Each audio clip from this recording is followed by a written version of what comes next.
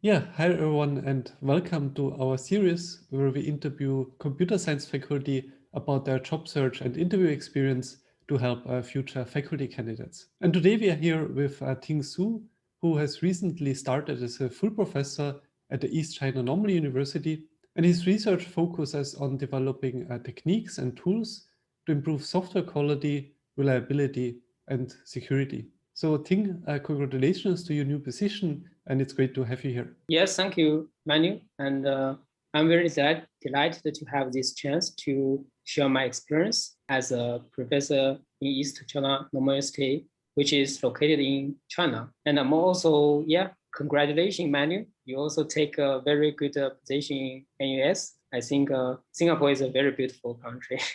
Yeah. Okay, thank you. Yeah. Yeah, perhaps as a starting question, so can you tell us a little bit more about yourself and also your experience? Okay, yeah. So I actually graduated in 2016 in my currently university, the ECNU, this university. And after that, I went to Nanyang Technology University in Singapore as a postdoc. I stayed 2.5 years there. I think more than 2.5 years.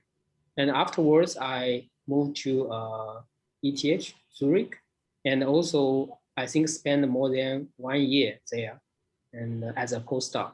And later, actually last October, I came back to China and take the position in East China Normal University.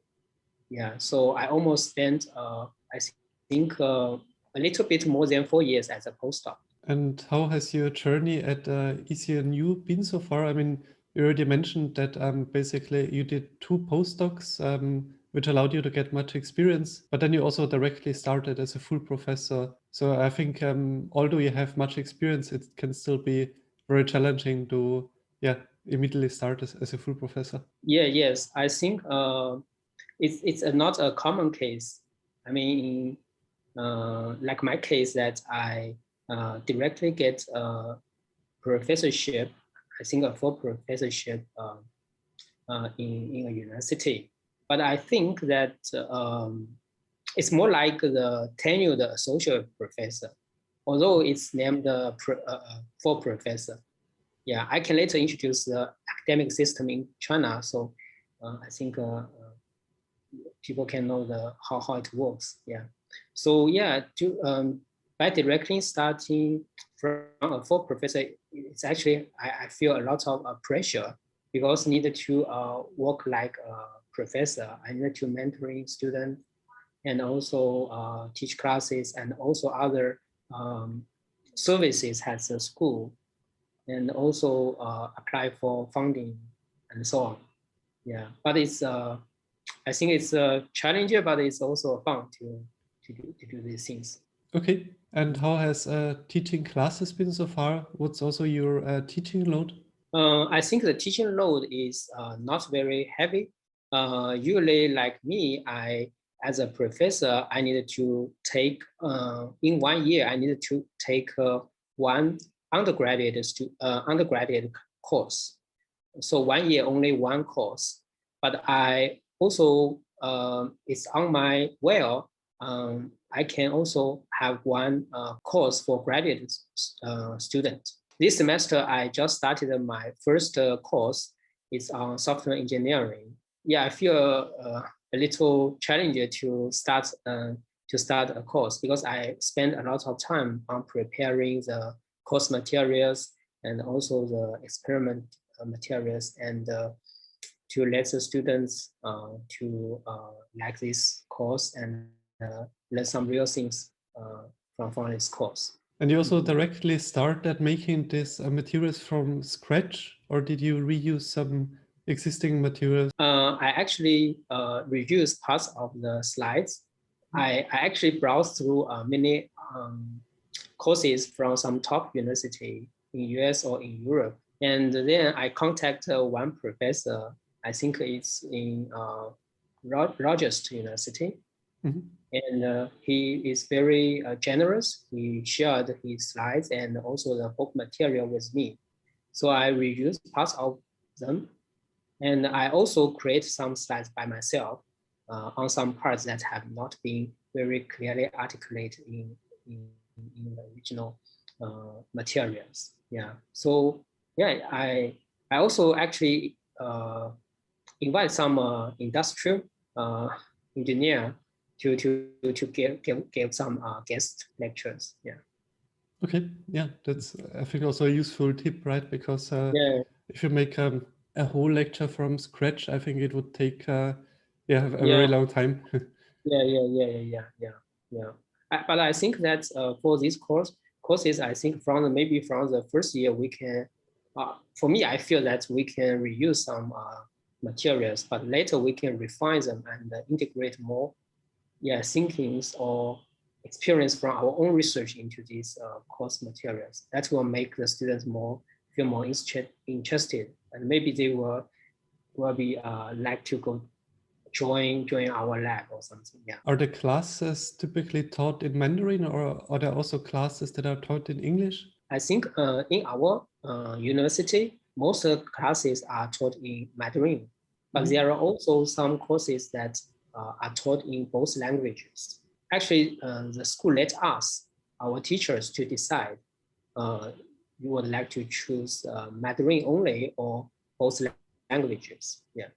Yeah, but for the actually for the slides or for the examination papers, they are all written in English. Yeah, because it's easy for students to learn the terminologies. Okay, yeah, that makes sense. And also, how did you find your first students? Actually, officially, I haven't have my first student because I missed the student recruitment the timeline. So, but I currently have a few students because my prior supervisor he has some students, so I can co-advise some of his students. So currently, I have one PhD student and also 3 master students. But in this September, I will have my own students. Now I currently will have 4 master students, and there are also some students that like will coming next year. Yeah. And because you mentioned that you missed the deadline, so I assume that you have some central admission process where first students are admitted and then afterwards you choose each other. Basically, the advisor can select students and the student can select advisors. Is that right? Or Yes. So usually, like in China, that undergraduate students, I think usually they are at the 3rd year of their undergraduate. They can choose to apply for apply for graduate positions. So usually this happens in July. So we just have our summer camp in our school. Yeah. So at this time, students can apply for the positions. And in September, they also have another chance to apply for the position. Afterwards, they have to take the formal graduate entry examination to get into their ideal university. Yeah. But usually the students in the first and second phase are better because they can directly come get the graduate student position if they can get a permit from their original school according to their performance in their undergraduate courses. Yeah. since we've started chatting a bit about the academic system, so can you tell us a bit more how the academic system in China works? According to my observation, also the academic system in China is a bit, I think, complicated compared to the system in US or in Europe or maybe in like Singapore or Hong Kong. So currently, because China is in the transition, China is work hard to improve its academic research. So we have 2 systems. one system is the standard tenure track system, like the US system. It's almost same, but there are only like some very top university. I think like Tsinghua or Peking University, and also like some Shanghai Tech or some like other new schools. They will run this system. For the remaining universities, they usually use the non-standard academic system. So that means that they usually do not get promoted or get tenured according to the, they do not need to get the recommendation letter from international researchers. Yeah, they usually get a recommendation letter within the country. For example, if one assistant professor want to get promoted to associate professor, the school will send his or her CV and other material to the researchers in this field in other universities. If others think that he or she is qualified to get associate professor, then he or she can get the associate professor. Of course, within his or her own school, they will have also some procedures to evaluate. And how does the funding system work? Oh, I think the funding system is also a little bit complicated. I'm not sure that in other places how it will be like, but in China, there will be multiple sources of funding. The standard one is similar compared to other countries, is the Chinese National Science Foundation. This is the standard one. Every year, usually in February, all the researchers from different, from all the university can apply for the fundings. So for this funding, there will be different level of project. So usually for the young researchers, they can apply for the young researcher fundings. And then they can, another level up of it is the general program funding project. That will give the researcher more money. And later there will be some key program funding project. So that will be a more larger project that usually involve like 3 universities. Yeah. So for the young researcher funding project and the general program funding project, that can be applied by individual researchers. Yeah. So this is one source of funding. Other sources of funding comes from some other department of the government. Yeah, like from the Science and Technology Department of China. They also will announce some very big fundings that may involve, one funding project may involve like 5 to 10 universities or companies. They work together to do some big research or industry project. And other funding sources, yeah, come from military department. Yeah, like the DARPA in US. In China, they also have similar department. That will give even more fundings because they are very rich. Yeah, so even billions of RMB, like this scale. Yeah. Okay, well. And there are also many fundings from some industry companies. So I think so the funding system in China, they have many sources, and I think researchers can apply from very diverse sources. Yeah. One thing that I also noticed is that you received the prestigious Young Talents Plan, and I believe also as the first researcher in software engineering in China. So congratulations. Can you also tell us more about this award? So yeah, actually, as far as I know, that actually there are another 2, I think, postdocs also received this award. They are from Peking University, but they are not specialized in software engineering fields. One from PL, another maybe from some human computer interaction, that part.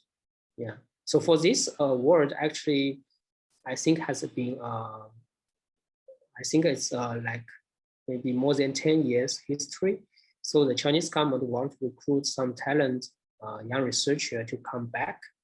But it's not limited to the Chinese people, and also like some foreign people can also apply to do research in China. So this plan have some requirement, like you have to already have more than 3 years research experience abroad, outside of China. Yeah. And but if you got a PhD directly from some top university, you can you do not need to meet the 3-year requirement. You can directly apply, but you have to be very outstanding. So once you get this award, and the government promises to give a lot of support, like it will give you will get 1 million to 3 million RMB to support your research, and also there are some additional support for your life to support your life, like support you buying a house. They have some cash support. Yeah, but now I think from this year 2021 they have another new program, but with similar requirements.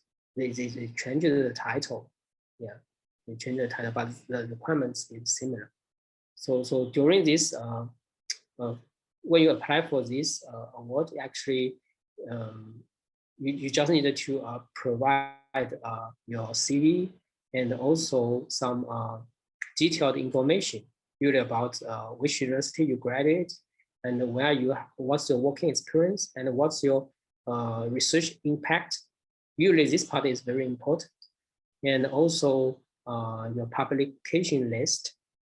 And then the last part is what you plan to do in the next 3 or 5 years. When you prepare this material, you just apply this award through one university that you like to join, and they will help you to apply for this award.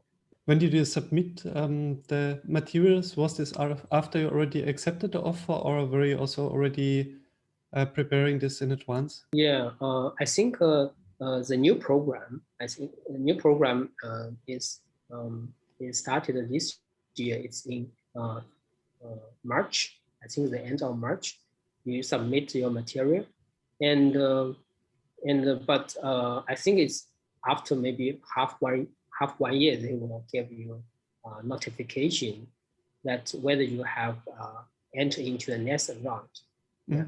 So this is for the new program, because the new program is just started this year. So before the old program is actually you submit your material in August, usually in August, and then you will get the final decision, I think, usually in next year's February or March. Yeah. I see. Mm-hmm. Yeah, like half 1 year duration. Yeah. You directly went from a postdoc to a full professor position, and I at least also know one other example in China. And I mean, while you have extensive prior experience with staying in Singapore and in Zurich for, I think, 4 years overall, you mentioned, it's still somewhat surprising that you can directly start as a full professor. So can you also comment on this? Yeah, I think it's also, I'm also surprised that when I applied for this position, I finally got it. Yeah, I think it's not not a usual case. Yeah, I think there are also some support of my prior supervisors. So yeah, I think later, I mean, in the next few years, it will be much difficult to directly get a full professor in China. Yeah, because more and more very excellent young researchers are come back. Yeah, so the standard and the requirements rise up. Yeah, very quickly. I have seen this trend. Yeah, makes sense. You did also a postdoc at NTU. So how would you compare the environment at ECNU with the one at NTU? I think for as a postdoc or as a student, I think the environment is almost the same. Yeah, the only difference is the cultural differences. I mean, in China, that students are more surrounded with more rich activities. Because it's many people here and you have many friends here, and you can go to different places and have some parties with your friends. But when you move to a new places that you are not born there, like when I go to the Singapore or go to the Zurich, usually I only maybe go out with the lab mates or some a few friends. Yeah, so usually will be more absorbed in research or in a study. Yeah, other things is almost same. Yeah, so that's why maybe I also have some students told me that they are more productive when they study abroad. Yeah, I think maybe the one reason could be this one. Yeah. You had experience at 2 Asian universities and also at one in Europe, and I think you also visited the US. So, how would you basically compare the environment or research style or so at institutions in these different locations? I think different university, they have different style. Yeah. For example, that when I was as a postdoc in NTU, it's quite research intensive. Yeah. So we have a big lab, and the postdocs and the PhD students work very hard together and to do research. And I think one reason is that the university, NTU is a young university, and it hopes to rise its ranking, the world ranking. So they will more emphasize the research side. Yeah, and also that because it's an Asian country and more people there, so we have more peer pressure and yeah, the students and the postdoc work hard. But compared to the when I go to the US or in Europe, I feel yeah because there are not too many people there, so it's more relaxed. I think you have more time to think deep in your research and find some bigger problem you can work on. Yeah. So yeah, and in China the situation is similar compared to like Singapore or Hong Kong. I think more research intensive. Yeah, but I'm more like the environment in Europe, especially in Zurich, in TH Zurich. I think people are more relaxed and can work deep. Yeah, in the problems in the area working on. Okay, that's insightful. Yeah, I guess we talked now a bit about some general aspects. So let's continue with preparing for the applications. And there is a first question, like what were your considerations when applying for academic positions? Did you consider only institutions in China or Asia, or also, for example, in the US or Europe? I think this is, a very common problem for us, for the applicants. Yeah, for me, that I actually look a bit like some university abroad, like in Europe or in Australia. But finally, I still decided to come back to China because my wife is in China, and I have also my daughter. So I think so I made a compromise, with some compromise. So I come back to China. I also met a lot of people that apply for faculty position. They also have different factors they consider, but mainly it's a family issue or the two-body situation. Right, yeah. When I was first applying for positions, I wasn't aware that this was so common, that it's like such a big factor for most applicants. Yeah. Yes. And did you also apply for positions in industry? I haven't applied for the position industry, but I have have some internship. So for me, that I still like to work in academic. So I only apply for the position in university. I mean, for US institutions, for example, it's quite well documented how the whole process works with applying, interviewing, and so on. So are there actually any Chinese resources online that could help inform future faculty candidates? Actually, there are not too many materials that for preparing for the job finding in China, especially for academic jobs. So I think that maybe this gap interview may help a lot of young researchers to seeking for jobs in academic jobs in China. Not too many currently. Yeah.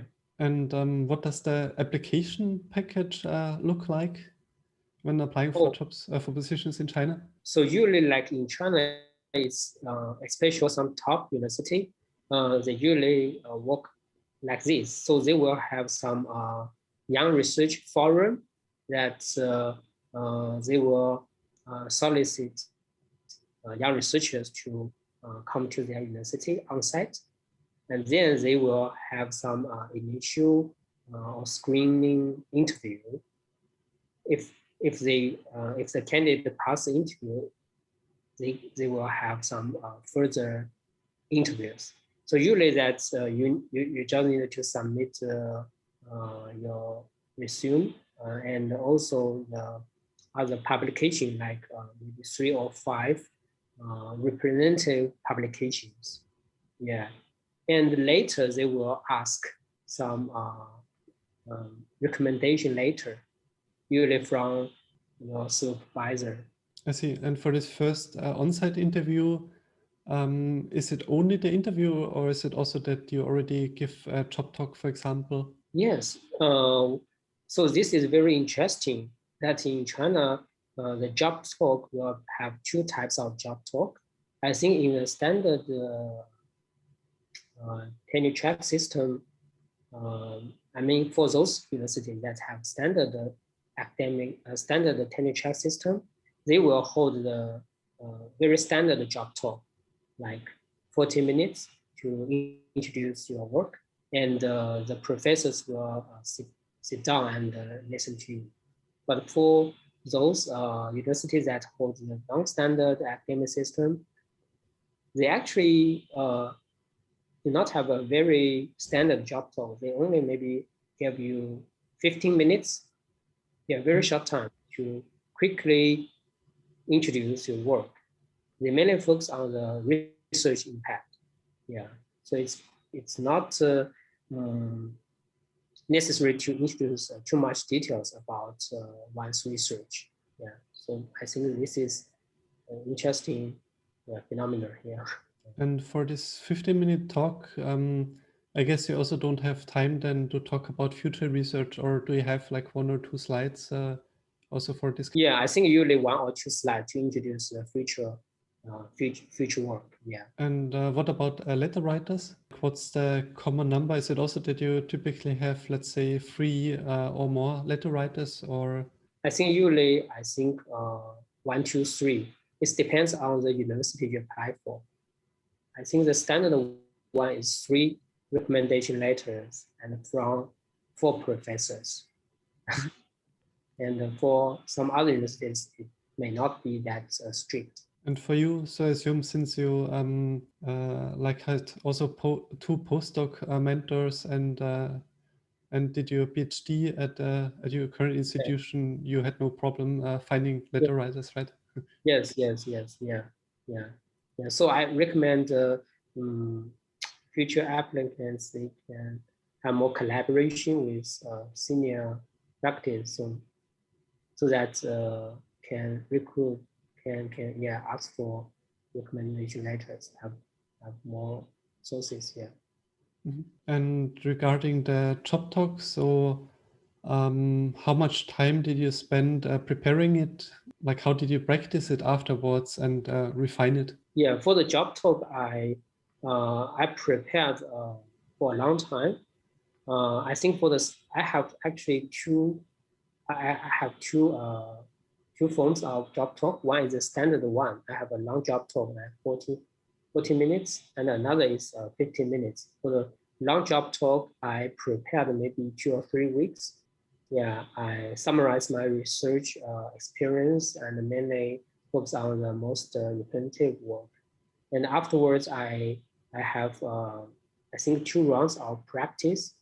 The dry run with the lab mates in I think in Zurich, in Zurich, and received a lot of very constructive feedback from the lab mates and also the supervisor. Yeah, I think the first round is just to give some general advices on the slides, and later the next round that will be more specific comments to make the story and the slides more attractive. It's very time consuming to prepare the job talk. Yeah, but it's deserves the time because it's the most important talk. Right. Yeah. And also about the application deadlines, are they, let's say, aligned with those of US institutions, or do they follow a separate timeline, or is it that institutions just open the calls at random times? Basically, in China, that actually, I think most universities do not have a very strict timeline. They accept application at any time, but they may process these applications at maybe every 2 months or every 3 months. But they do not have strict timeline. Great. We chatted now a bit about preparing the application materials. So I would say let's continue with interviewing itself. And there is a first question. When did you hear back for the first time? Like, for example, how long after you submitted the materials? Oh, I think it's when I submit the material, it's very quick. I think 1 week I heard back from the university, and they will arrange the interview very quickly.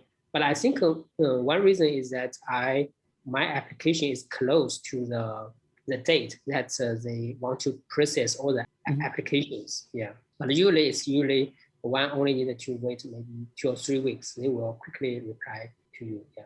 Oh, that's quite fast. Yeah.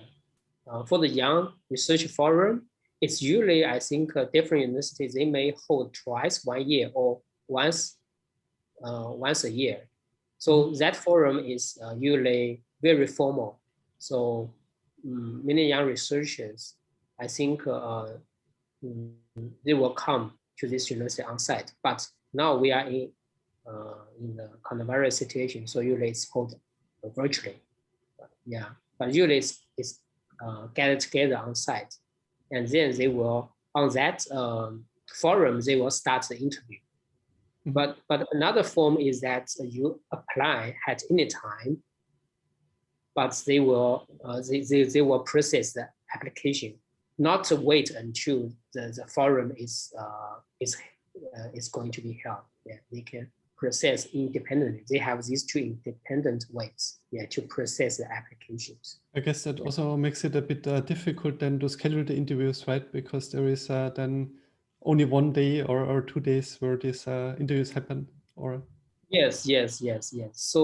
So I think it's but they usually hold the forum. Each university they hold their forum at a regular time every year. Not they will not change it too much. Like last year they hold in May. Then this year usually is also in May. How formal was the invitation email that you received? Like, are these emails written very formal in China or more on the informal side? Yeah, I think the formal forum invitation letter is formal. They will send the emails by HR staff in the school you apply for. Yeah. But we also have like some informal communication channel. And do you also use, because you mentioned also less informative communication, so did you, for example, also use WeChat or other kind of messengers to also interact during this process? Yeah. So Yeah, I think as I guess most people know the WeChat in China. So we'll we communicate some some details uh, uh, with the school you apply for. Then we usually use WeChat, this kind of instant messaging. But actually, you can also communicate with emails. I think both are fine. Yeah, because English is, I think it's very commonly used in China. So no barrier, and yeah, even the administrative staff, they can read and write in English. And regarding the actual visit, so how did your visit at ECNU look like? I think it's a little special for me because I graduated from ECNU. I got my PhD here. So actually, I haven't participated in the on-site visit. Actually, because I know well about this university. But usually they will arrange some on-site visit. And how did the visits at the other institutions you interviewed with look like? Were there any differences to what you already explained in terms of the two kind of interviewing processes? I think they usually will first introduce the university. They will have some talks like introduce the university, the school you apply for. They show their strengths, and then they may emphasize the different various advantages if you work in this university. For example, like ECNU is quite famous for his education, like a child garden, elementary school, and high school. They have many affiliated such schools. So they will show if you join them, they provide, they prioritize your need. They can directly arrange your child and get into this school. Yeah. So it's a quite this is quite a little bit maybe different from the universities in other countries. So in China, the education resources is limited. So it's actually a very attractive, I think, attractive resource to recruit people. Yeah. Yeah. And they even take you to see the child gardens because they are quite near to the university to let you know what the things are going there. Okay, so you didn't talk yet about one-on-ones. Are these typically also part of the visit? Oh, I think it's also a common interview, that one-to-one. Yeah, usually it's that the dean of the school that will talk with the applicant to have some. It's just informal discussion or informal talk to discuss your expectation, your need, or and also to communicate anything that two parties are interested in. Yeah. Understand. Okay, I'm curious. Since most of the people you're interviewing with are native Mandarin speakers, do you typically use Mandarin in the interviewing process, or also sometimes English? Yeah. Okay. This is a quite interesting question. I think in most university, I think Mandarin is usually is very common that in the interview, because that there are not too many, I think, foreign faculties, at least in ECNU.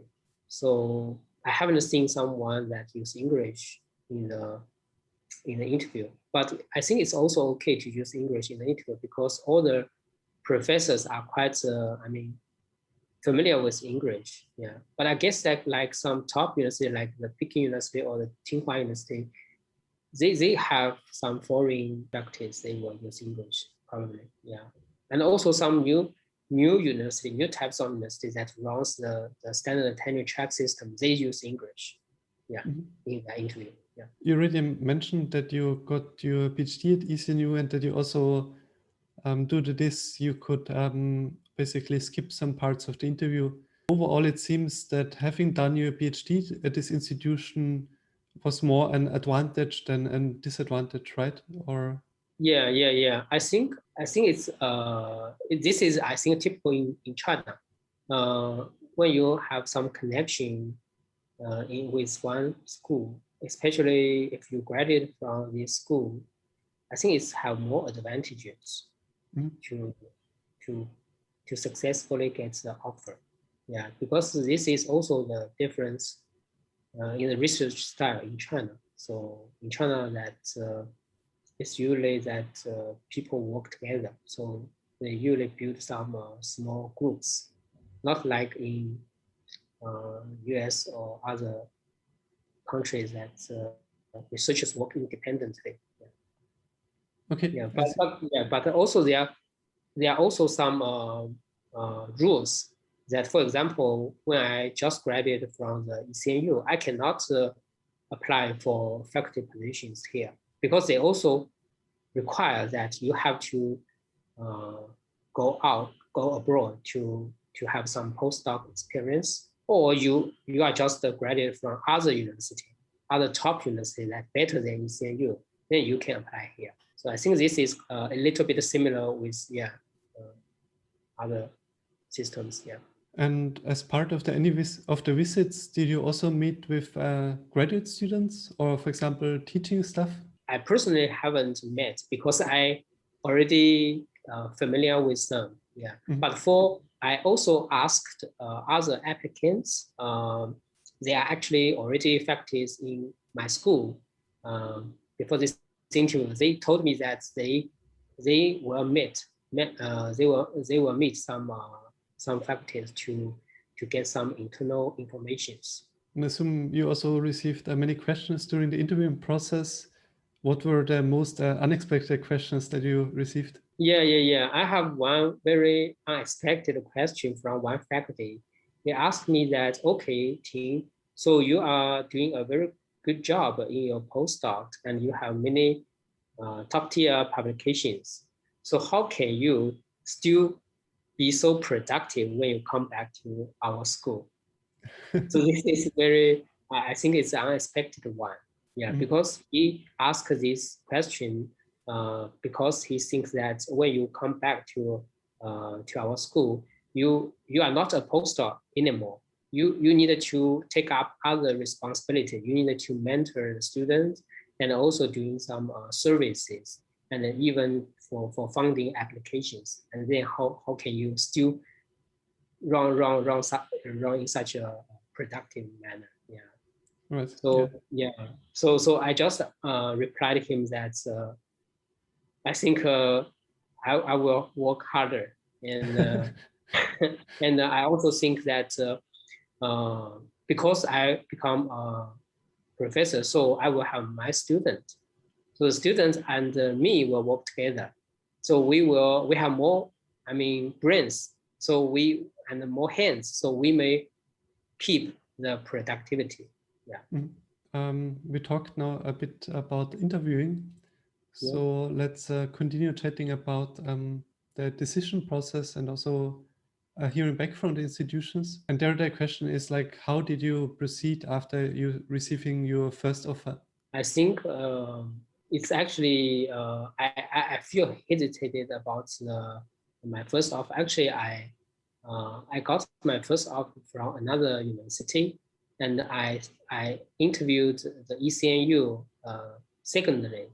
So so after I balanced, because another university just offered me a pre-tenure assistant professor, and ECNU offered me a full professorship. Although they have a difference in the salary, but after uh, um, before I didn't know that. Before I think there will be a gap between the salary between two universities. But after I accept the offer in ECNU, I find that the gap is not that huge. So so I take the second one. I think yeah, I have some hesitation that whether to accept the tenure track or directly take this full professor position. But later I decided to take this second one. Yeah. And the salary gap, was it in favor of ECNU or in favor of the other institution? The salary of ECNU is lower than the other university.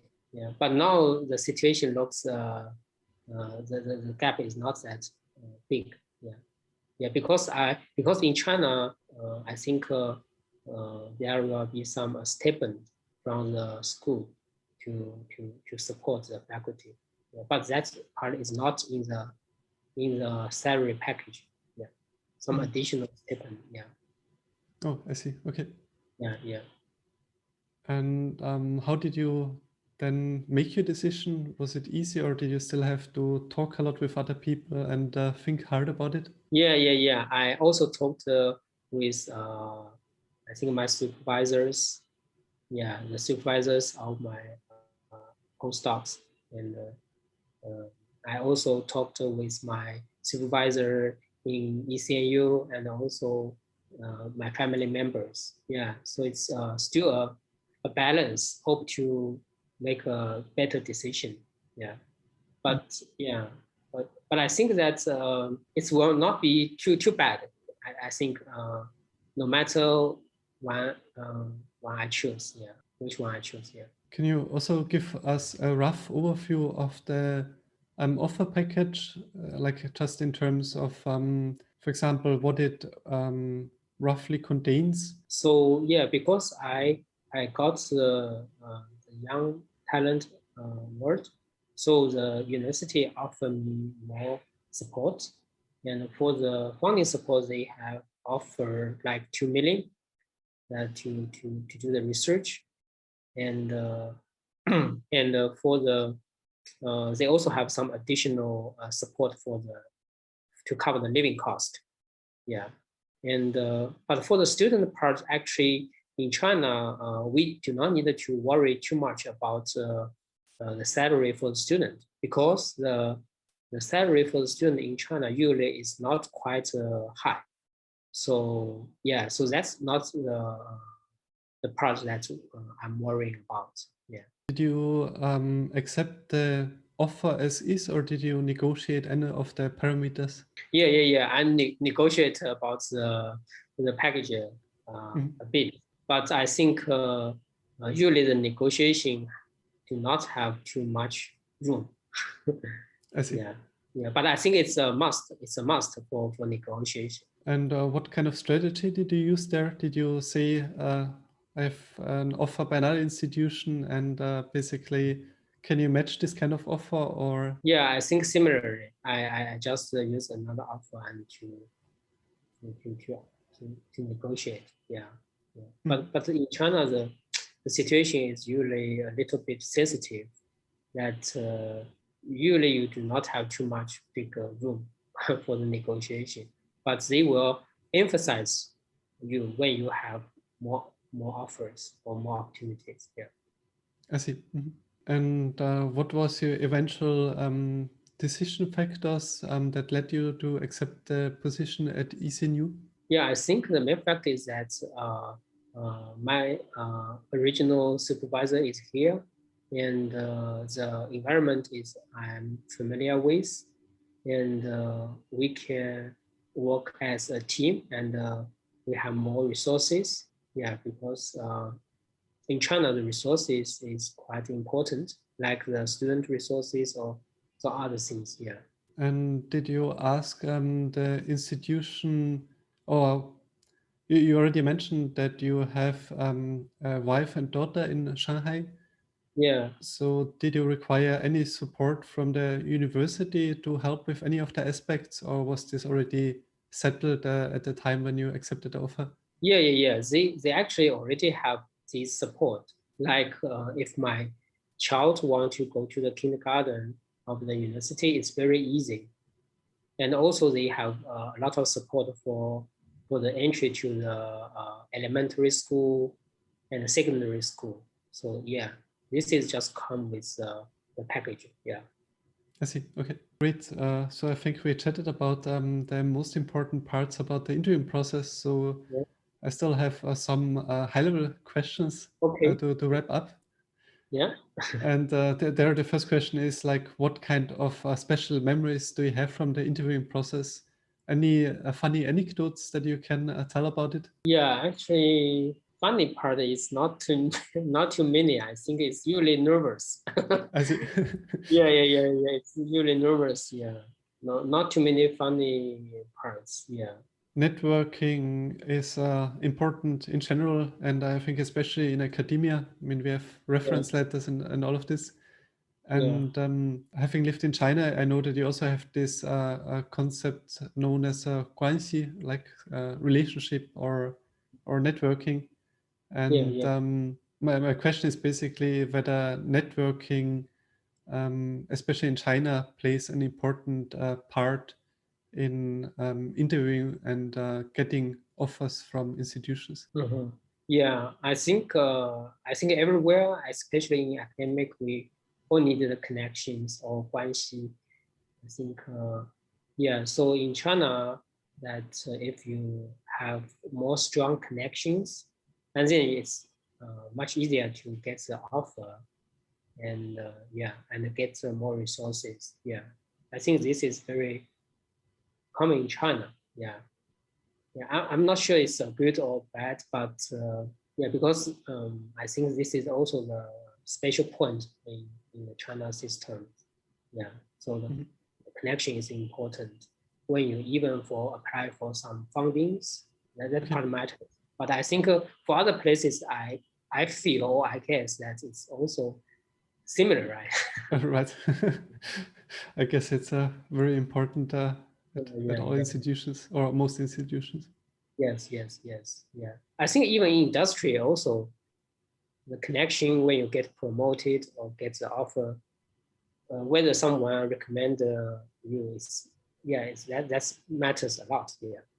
You have extensive postdoc experience, so do you have any kind of insights or recommendations for people considering doing a postdoc on how to select, for example, an advisor, and then also on how to use this time to prepare for an academic career? Yeah. So yeah, for me actually, after my graduation as a PhD student, I haven't think too much about doing a postdoc. Yeah, but I think very luckily I was um, I think lightened by my teacher that actually is administrative staff. She told me that doing a postdoc will be beneficial for your academic career. So I start my postdoc in Singapore and later go to the Europe.